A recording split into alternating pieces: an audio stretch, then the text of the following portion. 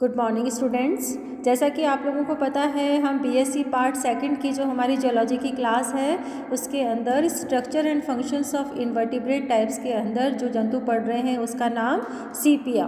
Okay, सीपिया जंतु की हम स्टडी कर रहे हैं, जिसको हम पॉपुलरली सीपिया किस नाम से जाना जाता है। जैसे मैंने पिछली क्लास के अंदर आपको पीडीएफ नोट्स के जरिए बताया था, इसको हम कटल फिश के नाम से जानते हैं। ये जो हमारा फाइलम मोलस्का है उसकी क्लास सिफेलोपोडा का मेंबर है। सिफेलोपोडा ग्रीक वर्ड सिफेली जिसका मतलब क्या होता है हेड रीजन, और पोडस मतलब फुट रीजन से बना हुआ है। यदि हम हमारे सीपिया की सिस्टमेटिक पोजीशन देखें बच्चों, तो इसका phylum Mollusca, class Cephalopoda, subclass जो है that is Dibranchia, order Decapoda, family Sepiidae, genus Sepia, और जो स्पीशीज़ हम जनरली जो स्टडी करते हैं वो स्पीशीज़ है ऑफिसिनेलिस। ओके, सीपिया किस प्रकार का जंतु है? यदि हम हैबिट एंड हैबिटेट की बात करें तो सीपिया जो है वो एक समुद्री मॉलस्क है। एक्सक्लूसिवली मराइन वाटर के अंदर ये हमें मिलता है, और अधिकतर ये जो वाटर का जो सरफेस होता है उसके पास में पाया जाता है। और सीपियाज आर द गुड स्विमर्स, बहुत अच्छे ये तैराक होते हैं। ये एट द नाइट जो है ये क्या करते हैं, स्विम करते हैं, और डे टाइम के अंदर जो है वो क्या करते हैं, ये तली के अंदर जो समुद्र की तली होती है वहाँ पे रेस्ट करते हैं। ओके, ये जो जंतु है वो फास्ट स्विमर होता है, और ये अपनी जो इसका फनल होता है और जो फिन्स होता है उसकी सहायता से आगे और पीछे दोनों तरफ ये तैर सकते हैं। और दूसरा सीपिया जो है बच्चों वो ग्रिगेरियस फॉर्म के अंदर जो होते हैं वो स्वतंत्र रूप से तैरते हैं, और समुद्र की तली में ड्यूरिंग द डे टाइम ये रेस्ट करते हैं।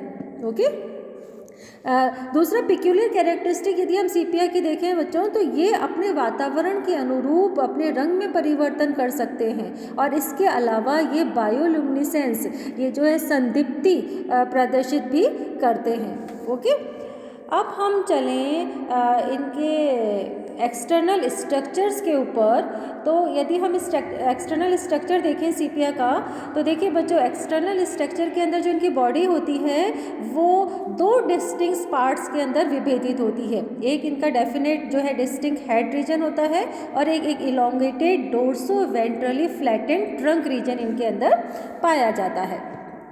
ये डोर्सो फ्लैटेंड एनिमल्स होते हैं, और ये जो जंतु है इसके अंदर दोनों जो हेड रीजन और जो ट्रंक रीजन होते हैं वो एक नैरो नेक के द्वारा आपस के अंदर जुड़े रहते हैं। ओके, अब हम बात करें इसके हेड रीजन की, तो हेड रीजन जो होता है बच्चों, हेड रीजन के ऊपर लेटरल साइड्स के अंदर हम यदि इसके मार्जिन देखें तो वहाँ पे 2 वेल फॉर्म्ड आइज और 10 ओरल आर्म्स जो है वो हेड रीजन के अंदर पाई जाती हैं। इनके जो हेड रीजन का एंटीरियर पार्ट है वहाँ पे माउथ को घेरे हुए इनके अंदर 5 जोड़ी जो है फ्लैशी सर्कम ओरल अपेंडिडिस इनके अंदर जो है वो जंतु के अंदर पाए जाते हैं। ओके, इनमें से जो ये सर्कम अपेंडिडिस है ना बच्चों, इनमें जो फोर पेयर्स होते हैं वो तो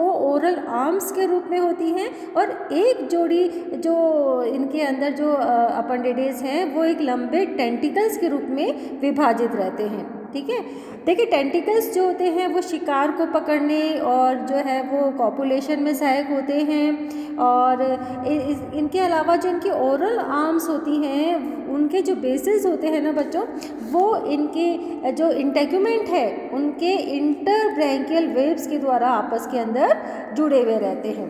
प्रत्येक ओरल आर्म्स के यदि हम देखें इसके अंदर, तो प्रत्येक ओरल आर्म्स के अंदर क्या होता है, इनकी जो चपटी भीतरी जो सतह होती है बच्चों, वहाँ पर 4 लॉन्गिट्यूडनल रूज पाई जाती हैं, जिन पे क्या पाए जाते हैं, सक्कर्स, जहाँ पे व्यवस्थित रहते हैं। यदि हम एक सक्कर की संरचना देखें तो वो किस प्रकार की संरचना होती है, ये एक फ्लैशी, एक कप नुमा संरचना होती है जिसका एक थिन हॉर्नी किनारा होता है, और ये जो कप नुमा जो सकर्स होते हैं वो एक मोटे स्टॉक पर के द्वारा जो है वो लॉन्गिट्यूडनल रोज के रूप में सरफेस पर जो है वो अटैच्ड रहते हैं। अब सकर्स की क्या क्या फंक्शन होता है, तो ये सकर्स जो हैं वो इन चूषकों को या सकर्स को जो प्रे होते हैं उनके शरीर पर मजबूती से वैक्यूम बनाकर जंतु के द्वारा चिपकाया जा सकता है। ओके, अब चूँकि सीपिया किस प्रकार का जंतु है बच्चों, सीपिया जो है वो एक लिंगाश्री यूनिसेक्सुअल एनिमल्स है जिसके अंदर मेल और फीमेल एनिमल्स अलग अलग होते हैं। डेवलपमेंट इनके अंदर, डायरेक्ट डेवलपमेंट इनके अंदर पाया जाता है। इनकी जो मेल कटल फिश है उसके अंदर जो लेफ्ट फोर्थ जो ओरल आर्म्स है बच्चों वो किस प्रकार की हो जाती है, वो हेटेरोकॉटिलाइज्ड होकर जो सकर्स हैं उनको आधारी भाग में दबाकर एक इंट्रोमिटेंट ऑर्गन के रूप में कार्य करती हैं। ओके, जो कि जो है कॉपुलेशन के अंदर हेल्प करता है। ओके, और ये जो प्रोसेस होता है, ये चेंज जो ओरल आर्म्स का हो रहा है इन मेल जंतु, वो क्या कहलाता है, this such a change is known as the hectocotylisation. Okay, and oral arms जो होती हैं वो एक प्रकार की क्या होती है, रूपांतरित फुट होती हैं। यदि हम देखिए ओरल आर्म्स तो क्या है, oral arms are the modified foot, और किसके द्वारा इनर्वेटेड होती है, ये इनर्वेटेड होती हैं बाइपेडल गैंग्लिया। ओके, यदि हम इसका डायग्राम देखें, देखिए आप यहाँ पे डायग्राम देख सकते हो जंतु का, जो इसमें डॉर्सल व्यू दिखाई दे रहा है, यहाँ पे वेंट्रल व्यू दिखाई दे रहा है। स्ट्रक्चर में हम देखें तो देखिए जो बॉडी है वो जंतु की बॉडी हेड रीजन और नीचे ट्रंक रीजन के अंदर विभेदित होती है, और ये दोनों रीजन आपस के अंदर एक संकुचित नेक के द्वारा जुड़े हुए रहते हैं।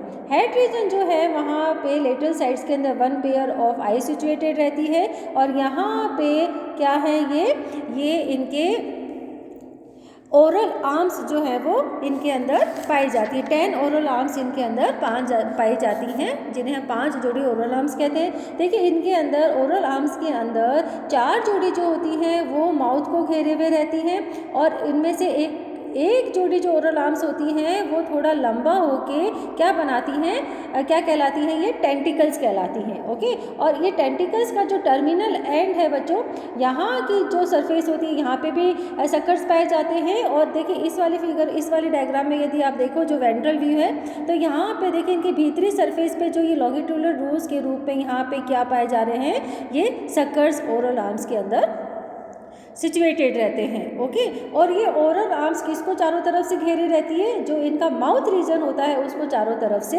घेरे रहती है। ओके, चले आगे। अब हम आ जाते हैं इनका ट्रंक रीजन। ओके, देखिए ट्रंक रीजन जो है वो किस प्रकार का होता है, ये इलोंगेटेड, जैसे आपको डायग्राम में भी दिख रहा होगा, इलोंगेटेड और एक ढाल समान संरचना होती है, जो आगे की ओर जो है इसका आधार आगे की ओर तथा एबोरल छोर इसका पीछे की ओर होता है। देखिए यदि हम इसका ट्रंक रीजन देखें तो ट्रंक रीजन ऊपर की ओर थोड़ा कॉन्वेक्स होता है और नीचे की तरफ जो है ये थोड़ा चपटा होता है। और ट्रंक रीजन के लेटरल साइड्स के अंदर पतली झालर समान इनके अंदर क्या पाए जाते हैं, फिन्स पाए जाते हैं, जो क्या कहलाते हैं, these are known as the lateral fins. Okay, अब बात करते हैं हम मेंटल की। ये जो ट्रंक रीजन होता है बच्चों, ये ट्रंक रीजन एक मोटे जो पेशीय मेंटल के द्वारा, देखिए इसको हम यहाँ से समझ लेते हैं, ट्रंक जो होता है वो एक थिक मेंटल के द्वारा कवर्ड रहता है। ओके, और इसके अधर तल पर मेंटल के नीचे क्या बंद रहता है, मेंटल के नीचे यदि हम देखें तो यहाँ पर मेंटल जो होती है उसके अंदर एक मेंटल कैविटी सिचुएटेड रहती है, जिसके अंदर विसरा इनके स्थित होते हैं, विसरल ऑर्गन्स इनके अंदर पाए जाते हैं। ओके, देखिए जो इनका ओरल सरफेस होता है वहाँ की और इन मेंटल का जो स्वतंत्र किनारा होता है वो ऊपर की तरफ क्या है, नेक रीजन है, तो इस संकुचित ये पतली नेक है इसको घेरे रहता है और ऊपर एक गोल पाली और नीचे क्या बनाता है, एक कॉलर बनाता है, कौन, मेंटल रीजन। ओके,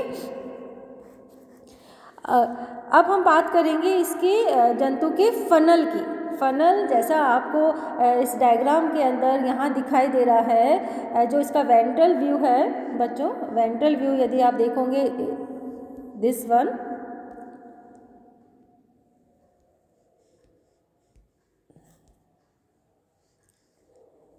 यहाँ पे तो आपको यहाँ पे ये देखिए, यहाँ पे वेंट्रल व्यू के अंदर सिर के नीचे यदि हम देखें हेड रीजन के नीचे और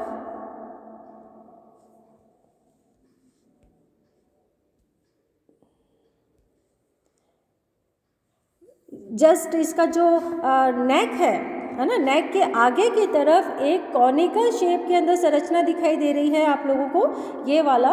तो यहाँ पे ये क्या सिचुएटेड होता है, ये एक नलिकाकार कीप, कॉनिकल कीप नुमा संरचना पाई जाती है जो फनल कहलाता है।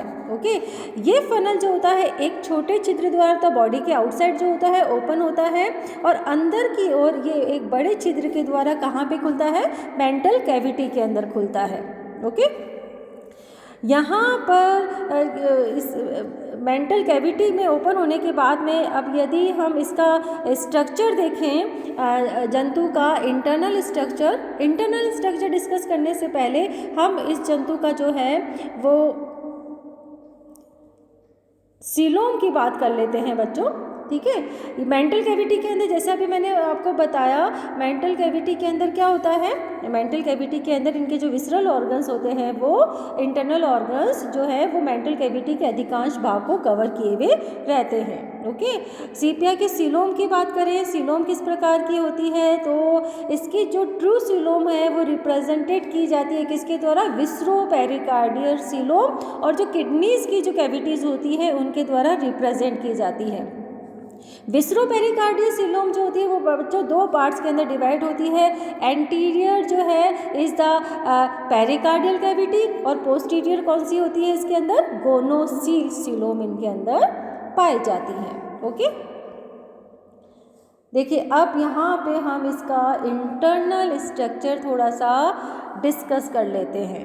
ओके, इंटरनल स्ट्रक्चर डिस्कस करने से पहले बच्चों हम थोड़ा सा इसका जो मेंटल इसका जो शेल है इसका उसके बारे में थोड़ा सा पढ़ लेते। देखिए ये जंतु का जो शेल है उसका डायग्राम आप लोगों को, इंटरनल शेल का डायग्राम यहाँ पे जो है वो दर्शाया गया है।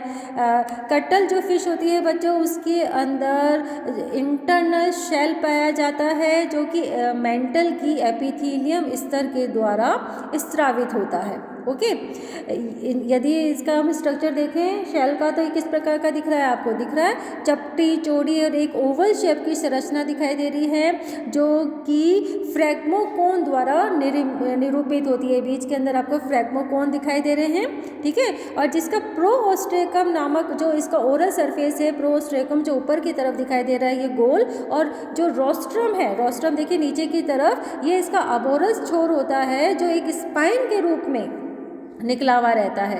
ये जो शेल है बच्चों ये पूर्णतया नॉन लिविंग फॉर्म होता है। ठीक है, नॉन लिविंग फॉर्म होता है, कैल्केरियस होता है, कैल्शियम कार्बोनेट का बना हुआ रहता है। और ये कवच मेनली क्या फंक्शन करता है, ये इंटरनल स्केलेटन का इसका फंक्शन होता है। ठीक है, ये अधिकतर जो इनका जो ट्रंक रीजन है उसको जो है वो दृढ़ता प्रदान करने का कार्य इसके द्वारा किया जाता है। ओके, देखिए कटल फिश का जो शेल होता है बच्चों उसको हम कटल बोन के नाम से भी जानते हैं। और ये जब मानसून रेनी सीजन होता है ना उस टाइम पे ये कटल बोन जो होते हैं वो इतनी अधिक संख्या के अंदर जो समुद्र तट होता है वहाँ पर बहकर आ जाते हैं। उस टाइम पे इनको सी फोम के नाम से जाना जाता है। ओके, अब हम बात करेंगे, ये तो हमारा बात थी इसकी हमारा जो शेल है जंतु का उसकी। अब हम बात करें इसके इंटरनल ऑर्गन की। देखिए इंटरनल ऑर्गन, अब यहाँ से आप देख लीजिए ये इंटरनल ऑर्गन का डायग्राम शो हो रहा है। यहाँ पे हमने क्या करा है, मेंटल कैविटी जो है, जो मेंटल है उसकी जो मध्य प्रतिपष्ट जो सतह है उस पर एक लंबे चीरे के द्वारा हमें एक बड़ी मेंटल कैविटी, देखिए आपको यहाँ पे मेंटल कैविटी जो है वो दिखाई दे रही है, ओके, दिखाई देती है, जो कि जो ट्रंक रीजन है उसके बिल्कुल पोस्टीरियर एंड तक फैली रहती है। ओके, मेंटल कैविटी जो है वो इस ओरल छोड़ यदि हम देखें तो वहाँ पे एक छोटे छिद्र द्वारा बाहर खुलती है, जो यहाँ पे फनल स्थित होता है, और इसका जो आंतरिक छिद्र है वो चौड़ा होता है। अब देखिए अधर सतह पर यदि हम देखें तो फनल पर क्या पाया जाता है, एक जोड़ी फनल कार्टिलेज दिखाई देते हैं। फनल कार्टिलेज जो है वो गड्ढे के रूप में दिखाई देते हैं। या इसको यदि हम देखिए क्रॉस करें तो यहाँ पे ये जो गड्ढे के रूप में आपको यहाँ पे जो संरचनाएं दिखाई दे रही हैं,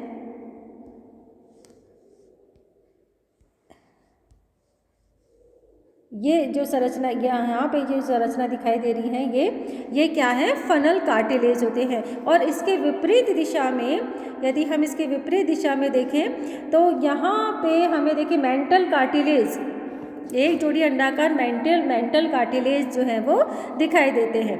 नेक की जो डॉर्सल सतह है वहाँ पे न्यूकल कार्टिलेज पाई जाती हैं, जो कि मेंटल की जो डॉर्सल कार्टिलेज है उस पर फिट हो जाती हैं। ओके, ये मेंटल कैविटी जो है वो नेक के चारों ओर स्थित जो एक बड़ा छिद्र है उसके द्वारा उस बड़े छिद्र तथा जो फनल है उसके द्वारा कहाँ खुलती है, ये बाहर खुलती है। ओके, जब मेंटल कैविटी एक्सपेंडेड होती है तो क्या होता है, जब मेंटल कैविटी एक्सपेंडेड होती है तो इनहेलेंट वाटर जो होता है वो जो कॉलर और नेक के बीच के अंदर जो चौड़ा छिद्र है उसके द्वारा मेंटल कैविटी के अंदर जो है वो इनटेक किया जाता है। और जब मेंटल कैविटी संकुचित होती है तो क्या होता है, तब क्या होता है, अधर सतह पर जो हमारी फनल कार्टिलेज और जो हमारे न्यूकल कार्टिलेज और डॉर्सल कार्टिलेज, इन सब के बीच में इंटरलॉकिंग के कारण क्या होता है, कॉलर जो रीजन होता है ना बच्चों वो बिल्कुल बंद हो जाता है। मतलब अब कॉलर रीजन से वाटर जो है बॉडी से बाहर नहीं निकलेगा, तो अब वाटर कहाँ से निकलेगा, अब वाटर जो है वो ये एक्सहेलेंट वाटर जो है वो फनल का जो छोटा छिद्र जो बॉडी के बाहर खुलता है वहाँ से होता हुआ ये मेंटल कैविटी से बाहर निकाल दिया जाता है। ओके, फनल के अंदर जो फनल है उसके अंदर क्या पाए जाते हैं, उसके अंदर वॉल्व पाए जाते हैं बच्चों, जो कि इस वाटर के बैक फ्लो को रोकते हैं। ओके, अब मेंटल कैविटी का अधिकांश भाग मैंने जैसे पहले बताया विसरल डोम द्वारा का बना हुआ होता है, जिसके अंदर वेरियस ऑर्गन्स स्थित होते हैं। यदि हम आगे की ओर देखें तो इसके अंदर क्या पाई जाती हैं, यहाँ पर इसके अंदर डाइजेस्टिव ग्लैंड्स पाई जाती हैं। ओके, और इनको घेरे हुए इसके अंदर हेड रीजन और फनल की रिट्रैक्टर मसल्स यहाँ पे पाई जाती हैं। फनल का जो आधार होता है उसके बीच के अंदर एक ओपनिंग पाई जाती है जो एनस कहलाती है। ओके, जिसके द्वारा रेक्टम जो होता है वो बॉडी के बाहर खुलता है। और रेक्टम के दोनों ओर देखिए इस डायग्राम के अंदर आप देख लीजिए, रेक्टम के दोनों ओर क्या पाए जाते हैं, रीनल सैक या जिसको हम किडनी कहते हैं वो पाई जाती हैं। ओके, ये किडनी जो है, रीनल सैक्स जो होते हैं वो रीनल पैपिला पर स्थित जो इनके रीनल पोर्स होते हैं उसके द्वारा ये मेंटल कैविटी के अंदर ओपन होते हैं। ओके, ये जो हमारे जो ये रीनल पैपिला है बच्चों, उसके बाईं ओर यदि हम देखें तो यहाँ पे जेनाइटल पोर स्थित होता है। ओके, और इसके कुछ पीछे दो बड़े प्लूम शेप्ड के टेनिडिया, देखिए यहाँ पे ये टेनिडिया आपको दिख रहे होंगे, लेफ्ट गिल जहाँ पे लिखा हुआ है, एक जोड़ी टेनिडिया जो है वो जंतु के अंदर पाए जाते हैं।